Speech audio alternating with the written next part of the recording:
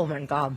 Elena always up for eating. I don't know if Dr. Judy Benjamin would approve of that, but she is here today proving that age is just a number and you can really take health into your own hands. On April 5th, Dr. Judy embarked on a more than 3,000-mile journey across the U.S. to champion the power of action in healthy aging. Yeah, she's traveling from San Diego to the Florida area, and she's going to be stopping in the Valley. She's obviously here right now. Before she sets off to her next destination, she's joining us in studio to talk to us a little bit about why she does this, what she's doing. So thank you so much for joining us. Oh, it's my pleasure. Thank you so much for inviting me. So tell us how you got this idea. What made you decide, I'm going to go on this health journey?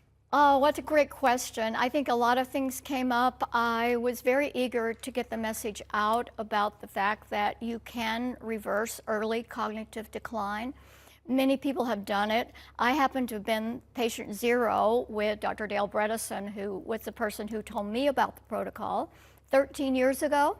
So I've actually been following it for 13 years, and the process was something I wanted people to know about.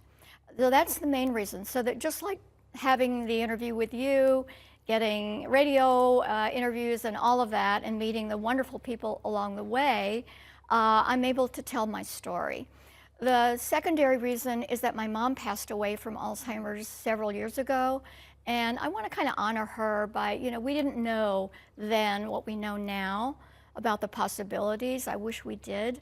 I wish we had have known that, but here I am, and I'm telling this story, and I want people to know that there is quite a lot that one can do. So you were 67 years old. This was 13 years ago Yes. when you got that early onset diagnosis. What were the signs that you saw, and why was it so important that you got help right away?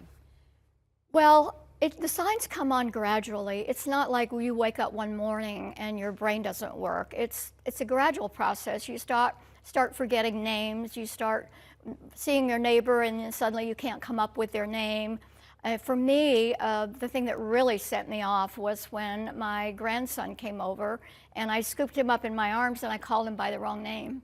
And I said, uh-oh, and because I knew the hereditary issue, I knew that my mom had Alzheimer's, and I also knew that 4 of her brothers did. It wasn't the only sign, but I'm a great driver. I've traveled all over the world, and I'm very good. I'm a pilot. I'm very good at directions. But when I started getting lost in familiar places, driving around, I knew then the trajectory that I was on was not a good one.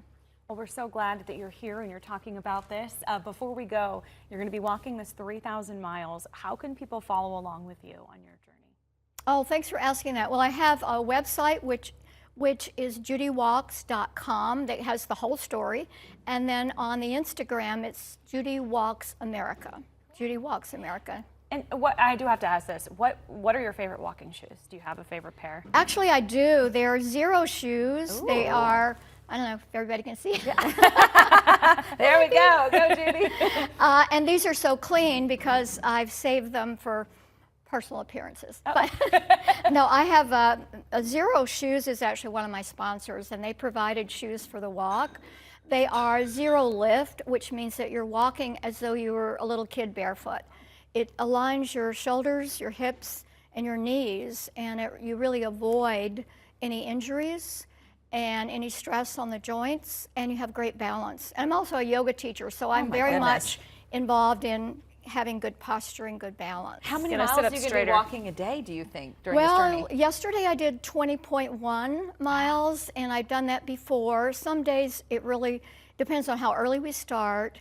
It depends on the heat, how hot it is, and sometimes it's been really, from California to here, it's been a lot of mountains and a lot of upward long stretches. So I walk slower on those, but my feeling is this is not a race, it's a journey, and I think walking is the most natural thing that humans do, and it's so much easier than running or cycling, which I am a cyclist also, bicycles, but I've seen some of those long stretches and I thought I could not ride a bike off this hill, but I can walk. Yay, Judy, thanks for joining us. An inspiration. Let's get out and walk 20 miles I'm walking today for sure. Great, you do that.